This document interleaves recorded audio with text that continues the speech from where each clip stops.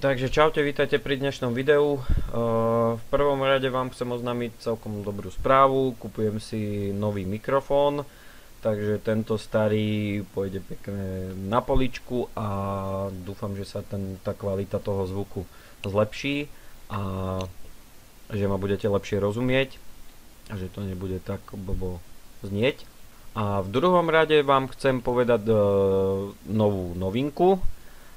Otváram si nový účet na investovanie na Lynx. Prečo to robím, prečo je to dobré, prečo sa to mne oplatí? Takže otváram si tento účet z jedného jediného hlavného dôvodu a tým je, že budem mať viacej peňazí z dividend. Keďže ako vidíš, tak u akcií platíš poplatok $5 za otvorenie. U eToro a u XTB v podstate som už otváral a zatváral pozície bez poplatkov. Takže je to obrovská výhoda na tých dvoch brokeroch, že vlastne mám to investovanie zadarmo, alebo teda bez poplatkov. Keď sa pozrieme na poplatky, tak napríklad s porovnaním s XTB, tak napríklad keď kúpiš Apple za 13 000, čo je 110 akcií približne, tak u XTB vidíš, neplatíš poplatok, u Lynx platíš $5. To isté akcie Volkswagen, za 5 000, 30 akcií, 6 € a bez poplatkov. Takže keď si všimneš, tak samozrejme keby kupuješ na mesačnej báze, že proste každý mesiac kupuješ za 100-200 €, tak sa ti automaticky moc neoplatí platiť stále $5 poplatok, 6 € poplatok.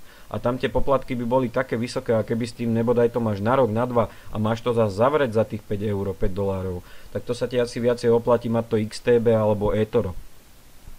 Lenže z takého hľadiska, že ja si to idem otvárať na dlhú dobu a každý mesiac napríklad prichádzam o $10 alebo o $12 tým, že na XTB alebo na eToro mi to dania 30%, kdežto na Lynxe mi to budú daniť 15%, lebo tam budú vyplňovať za mňa formulár V8BEN. A tým pádom ja budem ako nerezident Ameriky, keď mám americké akcie, budú mi ich daniť 15%. To znamená, zo 100 € mi nezoberú 30 €, čo je 30%, ako na XTB a eToro, ale mi zoberú len 15 €, čo je vlastne 15% danené na Lynxe. Takže vlastne v konečnom dôsledku ja do budúcna na tomto ušetrím, pretože mne tie ročné dividendy ušetria cez 120-130 $, čo je možno 110-120 € zatiaľ. Ale v budúcne, keď budem mať náhodou to portfólio väčšie, tak mi to ušetrí 200-300 €. A to už je proste ozaj, že na čo to vyhadzovať len tak do luftu. Takže z takéhoto hľadiska hlavne chcem kupovať vlastne tieto dividendové akcie cez Lynx. Na XTB a eToro si zober, že ty môžeš každý mesiac dokupovať za 100 €, za 50 $, za 100 $, to je jedno. A ty tam tie poplatky neplatíš, ty tých 5 $ tam nebudeš platiť, tých 6 € tam nebudeš platiť.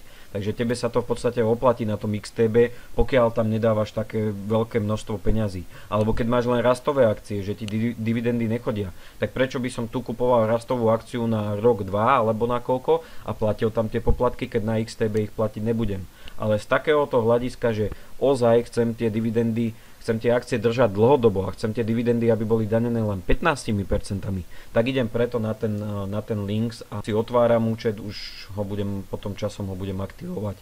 Keď tak vám potom ukážem, ako to tam chodí.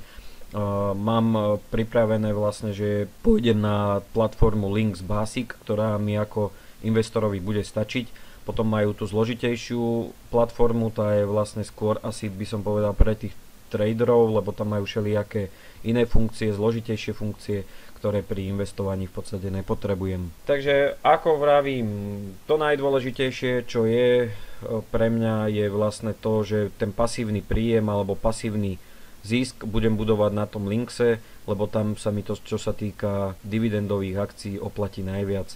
Budem dostávať najviac dividend tam, lebo mi to bude nízko danené. Časom si tam prenesiem možno všetky tie dividendové akcie, ktoré vlastním, alebo tie, ktoré mi budú viac zarábať. Napríklad také akcie Apple, ktoré mi prinesú $12, alebo koľko za pol roka, alebo za 3 mesiace, tak to není pre mňa až tak nutné tam hneď presúvať.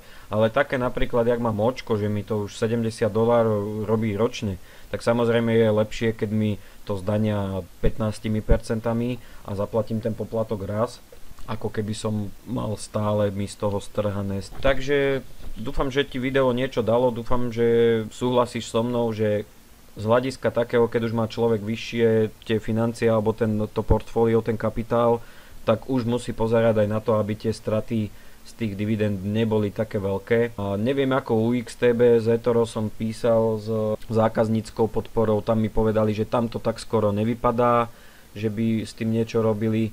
Vedia, že v tom je problém, že to veľa investorom vadí, ale asi sa im to až tak neoplatí. Lebo oni musia mať nejaké potvrdenia, nejaké zmluvy a tak, takže čo sa týka tohto eToro, to zatiaľ asi v blízkej dobe riešiť nebude. XTB neviem, ale na Linkse to už poriešené majú. Takže ďakujem pekne za pozornosť, dúfam, že ťa video bavilo, ak áno, daj like, poprípade odoberaj tento kanál, ak ešte nemáš, a kľudne daj video zdieľať, nech to vidí čo najviac ľudí a vidíme sa pri ďalšom videu. Čau.